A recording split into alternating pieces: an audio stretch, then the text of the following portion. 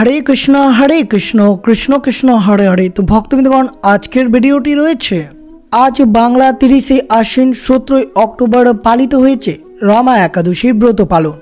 जे सकल कृष्ण भक्तरा आज रमा एकादशीर व्रतटी पालन करे रयेछेन तादेर एकान्तई दरकार आजकेर दिने श्रवण करा एई रमा एकादशीर व्रत कथाटी। जे सकल भक्ति निष्ठार साथे एई रमा एकादशीर व्रत कथाटी श्रवण करें तार समस्त पाप विनष्ट हो जाए। अश्वमेध वाजपेयीर यज्ञेर पुण्य फल लाभ करते पारेन। जेहेतु कार्तिक मासेर कृष्ण पक्षेर रमा एकादशी व्रत पालन करले समस्त पाप मोचन पूर्ण अर्जन एवं जीवनेर सब धरनेर सुख और समृद्धि लाभ करते पारेन। এই ব্রত रमा বা লক্ষ্মী নামে পরিচিত। তাই এই रमा एकादशी व्रत पालन করে আপনারা অবশ্যই দেবী সম্পদের লক্ষ্মী এবং বিষ্ণুর পুজো করবেন। शास्त्र अनुयायी এই ব্রত পালন করলে যা ইচ্ছে রয়েছে সবকিছু ইচ্ছে পূরণ হবে এবং জীবনের সকল পাপ থেকে মুক্ত দিতে সহায়তা করবে। তাই অবশ্যই আজকের দিনে শ্রবণ করা উচিত रमा একাদশীর ব্রত কথাটি। रमा একাদশীর ব্রত পালন করে रमा একাদশীর ব্রত কথা পাঠ বা শ্রবণ করলে সমস্ত পাপ থেকে মুক্ত পাওয়া যায়, ঐশ্বরিক আশীর্বাদ লাভ করতে পারবেন যা জীবনে সুখ সমৃদ্ধি এবং সৌভাগ্য নিয়ে আসবে এবং সমস্ত ইচ্ছে পূরণ হবে, পবিত্রতা লাভ করতে পারবেন। তাই অবশ্যই আজকের দিনে শ্রবণ করুন কার্তিক মাসের কৃষ্ণ পক্ষের रमा একাদশীর ব্রত পালনটি, যেটি 2025 সালের 17 অক্টোবর শুক্রবার পালিত হয়েছে। তো অবশ্যই ভিডিওটি আপনারা শুরু থেকে শেষ পর্যন্ত ভক্তি সহকারে শ্রবণ করবেন। আর চ্যানেলে নতুন হয়ে থাকলে দয়া করে চ্যানেলটিকে সাবস্ক্রাইব করবেন, লাইক করবেন, কমেন্টে ভক্তি ভালোবাসা শ্রদ্ধা দিয়ে জয় শ্রীকৃষ্ণের জয় লিখে দিতে ভুলবেন না এই শুভ দিনটিতে। অবশ্যই ভিডিওটি আপনারা শুরু থেকে শেষ পর্যন্ত ভক্তি সহকারে শ্রবণ করুন। আজ ইংরেজি 17 অক্টোবর শুক্রবার, বাংলা 30 আশ্বিন পালিত হয়েছে रमा একাদশী। হিন্দু ধর্মের रमा একাদশী একটি বিরাট ধর্মীয় তাৎপর্য রয়েছে। কার্তিক মাসে এই মাসের ধর্মীয় আধ্যাত্মিক তাৎপর্য রয়েছে। এই মাসকে একটি শুভ মাস হিসেবে বিবেচনা করা হয় যা ভগবান বিষ্ণু এবং ভগবান কৃষ্ণের সম্মানের উৎসর্গ করা হয়। সেই কারণে এটি দামোদর মাস নামেই পরিচিত। বিশ্বাস করা হয় যে যে বা যারা এই বিশেষ দিনে উপবাস বা ব্রতটি পালন করবে তারা জ্ঞাতসারে এবং অজ্ঞাতসারে অতীতে করা সমস্ত পাপ থেকে মুক্ত পাবেন। रमा একাদশী ব্রত পালনটি কার্তিক মাসের কৃষ্ণপক্ষের 11তম দিনে এই ব্রত পালন করা হয়ে থাকে। তাই অবশ্যই শ্রবণ করুন रमा একাদশীর ব্রত কথাটি। আর অবশ্যই শ্রবণ করবেন रमा একাদশীর ব্রতের পালন কখন করতে হবে, পালনের শুভ সময় কি, সব কিছু আপনাদের সাথে বিস্তারিতভাবে আলোচনা করা হবে। যুধিষ্ঠির মহারাজ বললেন, হে জনার্দন, হে সকল প্রাণী রক্ষক, কার্তিক মাসের কৃষ্ণপক্ষের যে একাদশী আসে তার নাম কি? দয়া করে আমাকে এই পবিত্র জ্ঞান প্রদান করুন। পরমেশ্বর ভগবান শ্রীকৃষ্ণ তখন এইভাবে বললেন, হে রাজাদের মধ্যে সিংহ, আমি তোমাকে যা বলছি তা শোনো। কার্তিক মাসের অন্ধকারে যে একাদশী হয় তাকে रमा একাদশী বলা হয়। এটি অত্যন্ত শুভ কারণ এটি তাৎক্ষণিকভাবে মহাপাপকে বিনষ্ট করে এবং আধ্যাত্মিক ধর্মের প্রবেশের পথ প্রদান করে। এখন আমি তোমাকে এর ইতিহাস এবং মহিমা বর্ণনা করব। এক সময় মুচাকুণ্ডু নামে এক বিখ্যাত রাজা বাস করতেন, যিনি স্বর্গের রাজা ইন্দ্রের সাথে যমরাজ বরুণ এবং রাবণের ধার্মিক ভাই বিভীষণের সাথে বন্ধুত্বপূর্ণ ছিল। মুচাকুণ্ডু সর্বদা সত্য কথা বলতেন এবং সর্বদা আমার প্রতি ভক্তিমূলক সেবা করতেন। ধর্মীয় নীতি অনুসারে শাসন করতেন বলে তার রাজ্যে কোনো অশান্তি ছিল না। মুচাকুণ্ডের কন্যার নাম রাখা হয়েছিল চন্দ্রভাগা, একটি পবিত্র নদীর নাম অনুসারে, এবং রাজা তাকে চন্দ্রসেনের পুত্র শোভনের সাথে বিবাহ দিয়েছিলেন। একদিন শুভ একাদশীর দিন শোভন তার শ্বশুরের প্রাসাদে যান। এই সফর শোভনের স্ত্রী চন্দ্রভাগাকে বেশ চিন্তিত করে তুলেছিলেন, কারণ তিনি জানতেন না যে তার স্বামী শারীরিকভাবে খুবই দুর্বল এবং একদিনের উপবাসের তপস্যা সহ্য করতে অক্ষম। তিনি তাকে বললেন, আমার বাবা একাদশী পালনের ব্যাপারে খুব কঠোর। একাদশীর আগের দিন দশমীতে তিনি একটি বড় ঢাকনা বাজালেন এবং ঘোষণা করলেন, শ্রী হরির পবিত্র দিনে একাদশীতে কেউ যেন না খায়। শোভনের এই ঢাকনার শব্দ শুনে তার স্ত্রী তাকে বললেন, হে সুন্দরী, এখন আমার কি করা উচিত? দয়া করে বলুন কিভাবে আমি আমার জীবন বাঁচাতে পারি, তোমার বাবার কঠোরতা মেনে চলতে পারি এবং একই সাথে আমাদের অতীতদের সন্তুষ্ট করতে পারি। চন্দ্রভাগা তখন বললেন, প্রিয় স্বামী, আমার বাবার বাড়িতে কেউ হাতি বা ঘোড়া খায় না। মানুষ তো সম্মতি জানালেও একাদশীতে খায় না। প্রকৃতপক্ষে কোনো পশুকেও তাদের খাদ্য, শস্য, পাতা, খড়, এমনকি জল দেওয়া হয় না শ্রীহরির পবিত্র দিনের একাদশীতে। তাহলে তুমি কিভাবে উপবাস থেকে বাঁচবে? আমার প্রিয় স্বামী, যদি তোমাকে কিছু খেতে হয় তাহলে এখান থেকে তুমি চলে যাও। এখন দৃঢ় বিশ্বাসের সাথে সিদ্ধান্ত নাও যে তোমাকে কি করতে হবে। রাজকুমারী শোভন তখন বললেন, আমি পবিত্র একাদশীতে উপবাস করার সিদ্ধান্ত নিয়েছি। আমার ভাগ্যে যাই হোক না কেন তাই অবশ্যই ঘটবে। এই সিদ্ধান্ত নিয়ে শোভন এই একাদশীতে উপবাস করার চেষ্টা করলেন, কিন্তু অতিরিক্ত ক্ষুধা ও তৃষ্ণায় তিনি অসহনীয়ভাবে বিরক্ত হয়ে পড়লেন। অবশেষে পশ্চিমে সূর্য অস্ত গেল এবং শুভরাত্রির আগমনে সমস্ত বৈষ্ণব খুব খুশি হলেন।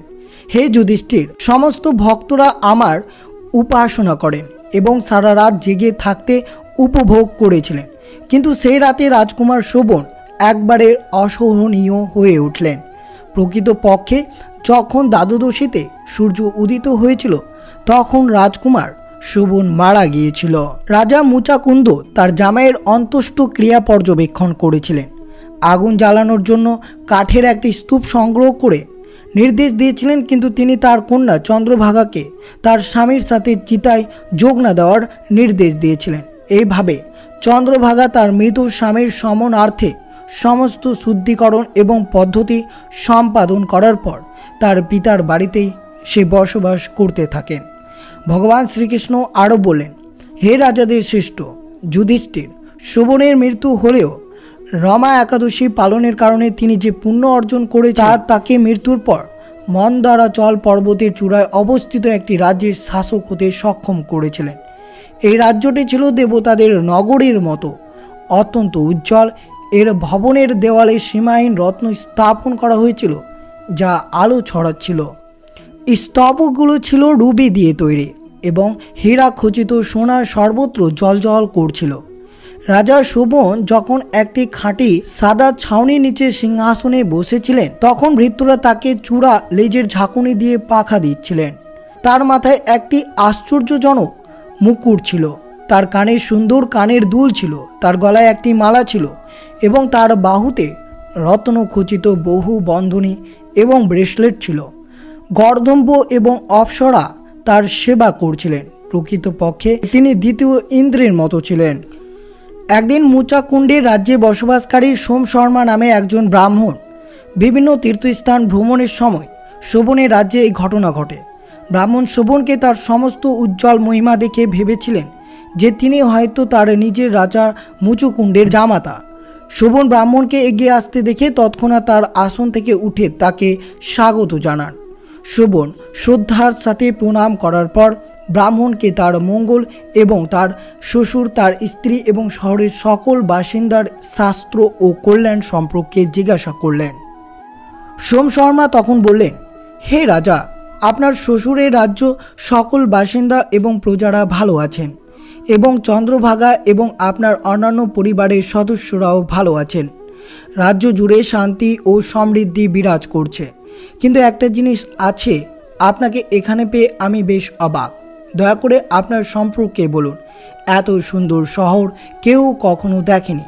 দয়া করে বলুন আপনি কিভাবে এটি পেয়েছেন। রাজা শোভন তখন তার গল্প বলতে শুরু করলেন। আমি কার্তিক মাসের কৃষ্ণপক্ষের রমা একাদশী পালন করেছি বলে আমাকে এই জাঁকজমকপূর্ণ শহরটি শাসন করার জন্য দেওয়া হয়েছে, কিন্তু এই সমস্ত মহিমা সত্ত্বেও এটি কেবল ক্ষণস্থায়ী। আমি আপনাকে এই অভাব দূর করার জন্য কিছু করার জন্য অনুরোধ করছি। দেখুন, এটি কেবল একটি ক্ষণস্থায়ী শহর। আমি কিভাবে এর সৌন্দর্য এবং গৌরবকে স্থায়ী করতে পারি, আপনার নির্দেশে দয়া করে আমাকে এটি প্রকাশ করুন। ব্রাহ্মণ তখন জিজ্ঞাসা করলেন, এই রাজ্য কেন অস্থির এবং কিভাবে এটি স্থিতিশীল হবে? দয়া করে আমাকে এটি সম্পূর্ণরূপে ব্যাখ্যা করুন, আমি আপনাকে সাহায্য করার চেষ্টা করব। শোভন তখন উত্তর দিলেন, কারণ আমি কোনো বিশ্বাস ছাড়াই রমা একাদশী উপবাস করেছি। এই রাজ্যটি ক্ষণস্থায়ী। এখন শুনুন কিভাবে এটি স্থায়ী হতে পারে। দয়া করে রাজা মুচুকুন্দের সুন্দরী কন্যা চন্দ্রভাগার কাছে ফিরে যান এবং এই স্থান এবং আমার সম্পর্কে আপনি যা দেখেছেন এবং বুঝতে পেরেছেন তা তাকে বলুন। অবশ্যই যদি আপনি একজন শুদ্ধ হৃদয়ের ব্রাহ্মণ তাকে এটি বলেন, আমার শহর শীঘ্রই স্থায়ী হয়ে যাবে। এইভাবে ব্রাহ্মণ তার শহরে ফিরে এসে পুরো ঘটনাটি চন্দ্রভাগাকে বললেন, যিনি তার স্বামীর এবং এই সংবাদ শুনে অবাক আনন্দিত উভয়ই হয়েছিলেন। তিনি বললেন, হে ব্রাহ্মণ, এটা কি তুমি স্বপ্ন দেখেছ নাকি আসলে এটা বাস্তব ঘটনা? ব্রাহ্মণ সমসমরা বললেন, হে রাজকুমারী, আমি তোমার প্রয়াত স্বামীকে সেই বিস্ময়কর রাজ্যে মুখোমুখি দেখেছি যা স্বর্গের খোলার মতো মাঠের মতো রয়েছে। কিন্তু তোমার প্রাক্তন স্বামী আমাকে তোমাকে বলতে বলেছেন যে সে বলে যে তার রাজ্য অস্থির, যে কোনো মুহূর্তে বাতাসে বিলীন হয়ে যেতে পারে। তাই সে আশা করে যে তুমি এটিকে স্থায়ী করার একটি উপায় খুঁজে বের করবেন। চন্দ্রভাগা তখন বললেন, হে ব্রাহ্মণ ঋষি, আমার স্বামী যেখানেই থাকেন সেখানে আমাকে নিয়ে যান, কারণ আমি তাকে আবার দেখতে খুব আগ্রহী রয়েছে। আমার সারা জীবনের প্রতিটি একাদশীতে উপবাস করে যে পুণ্য অর্জন করেছি তা দিয়ে আমি অবশ্যই তার রাজ্য স্থায়ী করব। দয়া করে আমাদের আবার একত্রিত করুন। বলা হয় যে যে ব্যক্তি বিচ্ছিন্ন ব্যক্তিদের পুনর্মিলন করে সে খুবই বড় পুণ্য লাভ করে। নম্র ব্রাহ্মণ সমসমরা এবং চন্দ্রভাগাকে শোভনের দীপ্তময় রাজ্যে নিয়ে যায়। সেখানে পৌঁছানোর আগে তারা বামদেবের পবিত্র আশ্রমে মন্দ্রাচল পর্বতের পাদদেশে থামেন। তাদের গল্প শুনে বামদেব বেদের স্তব উচ্চারণ করেন এবং তার সাম্য অগ্র থেকে পবিত্র জল চন্দ্রভাগার উপর ছিটিয়ে দেন। সেই মহান ঋষির আচার অনুষ্ঠানের প্রভাবে এতগুলো একাদশী উপবাস করে যে পুণ্য অর্জন করেছিল তা তার দেহকে অতীন্দ্রিয় করে তুলেছিল। আনন্দিত বিস্ময়ে উজ্জ্বল চন্দ্রভাগা তার যাত্রা চালিয়ে যান। যখন শোভন তার স্ত্রীকে মন্দ্রাচল পর্বতের উঁচুতে তার কাছে আসতে দেখলেন তখন তিনি আনন্দে অভিভূত হয়ে পড়লেন এবং অত্যন্ত আনন্দ ও উল্লাসে তাকে ডাকলেন। শোভন আসার পর তিনি তাকে তার বাম পাশে বসিয়ে দিলেন এবং তিনি তাকে বললেন, হে প্রিয় পতিগুরু, দয়া করে শুনুন। আমি আপনাকে এমন কিছু বলছি যা আপনার জন্য অত্যন্ত উপকারী হবে। 8 বছর বয়স থেকে আমি নিয়মিত এবং পূর্ণ বিশ্বাসের সাথে প্রতিটি একাদশী উপবাস করে আসছি। যদি আমার সঞ্চিত সমস্ত পুণ্য আপনার কাছে হস্তান্তর করি তাহলে আপনার রাজ্য অবশ্যই স্থায়ী হবে এবং মহাপ্লাবনের আগমন পর্যন্ত এর সমৃদ্ধি বৃদ্ধি পাবে। এরপর ভগবান শ্রীকৃষ্ণ যুধিষ্ঠিরকে সম্বোধন করতে থাকলেন, হে যুধিষ্ঠির, এইভাবে চন্দ্রভাগা, যিনি যে অত্যন্ত সুন্দর অলঙ্কারে সজ্জিত এবং অপূর্ব দিব্য দেহের অধিকারী ছিলেন, অবশেষে তার স্বামীর সাথে শান্তি ও সুখ উপভোগ করলেন। রমা একাদশীর শক্তিতে শোভন মন্দ্রাচল পর্বতের চূড়ায় তার রাজ্য খুঁজে পেলেন, যা তার সমস্ত ইচ্ছে পূরণ করতে এবং তাকে চিরস্থায়ী সুখ প্রদান করতে সক্ষম হয়েছিল, যেমন দিব্য কামধেনু দুগ্ধগাভী থেকে অর্জিত হয়েছিল। হে রাজাদের মধ্যে শ্রেষ্ঠ, আমি আপনাকে কার্তিক মাসের কৃষ্ণপক্ষের যে একাদশী ব্রত পালিত হয় সেই একাদশী রমা একাদশীর মহিমা বর্ণনা করলাম। শ্রীকৃষ্ণ দ্বৈপায়ন বেদব্যাসের ব্রহ্মা বৈবর্ত পুরাণ থেকে পবিত্র কার্তিক কৃষ্ণ একাদশী বা রমা একাদশীর মহিমা বর্ণনাটি এইভাবে শেষ হয়। তো অবশ্যই আপনারা ভক্তি নিষ্ঠার সাথে এই রমা একাদশীর ব্রত কথাটি অবশ্যই শুরু থেকে শেষ পর্যন্ত ভক্তি সহকারে শ্রবণ করবেন। আর এই দিনে অবশ্যই আপনারা ভগবান শ্রীবিষ্ণুর সহস্র নাম মহামন্ত্রটি অবশ্যই জপ করবেন। এই দিনে শুভ কাজ করবেন। এই দিনে কোনো ধরনের খারাপ কাজ এড়িয়ে চলবেন। বিশেষ করে এই দিনে কারোর প্রতি সমালোচনা করা, কাউকে খারাপ কথা বলা এইসব করবেন না। এই দিন যতটা পারবেন শ্রীকৃষ্ণের মহামন্ত্র, মহাবিষ্ণুর মহামন্ত্র এই দিনে অবশ্যই জপ করবেন। তাহলে এই মন্ত্রটি জপ করতে পারেন নিয়মিত 108 বার এই শুভ দিনে। ওম নমো ভগবতে বাসুদেবায় নমঃ। অবশ্যই ভক্তিনিষ্ঠার সাথে এই রমা একাদশীর ব্রতটি পালন করবেন। আর অবশ্যই আপনাদেরকে পালন করতে হবে 18 অক্টোবর শনিবার। পালনের সময় রয়েছে সকাল 6টা 24 থেকে সকাল 8টা 41 মধ্যে। এই শুভ সময়ে একাদশীর পরের দিন অর্থাৎ দ্বাদশী তিথিতে আপনাদেরকে পালন করা উচিত। যদি ব্রতের পালন না করেন তাহলে ব্রতের কোনো পূর্ণ ফলাফল পাওয়া যাবে না। তো এই ছিল ভিডিওটি ভালো লাগলে অবশ্যই চ্যানেলটিকে সাবস্ক্রাইব করবেন, লাইক করবেন, কমেন্টে ভক্তি ভালোবাসা শ্রদ্ধা দিয়ে জয় শ্রীকৃষ্ণের জয় লিখে দিতে ভুলবেন না। এবং ভিডিওটি আপনার আত্মীয় ভক্ত বা বন্ধুদের সাথে অবশ্যই শেয়ার করবেন। সুস্থ থাকবেন, সতর্ক থাকবেন। জয় শ্রীকৃষ্ণ। রাধে রাধে।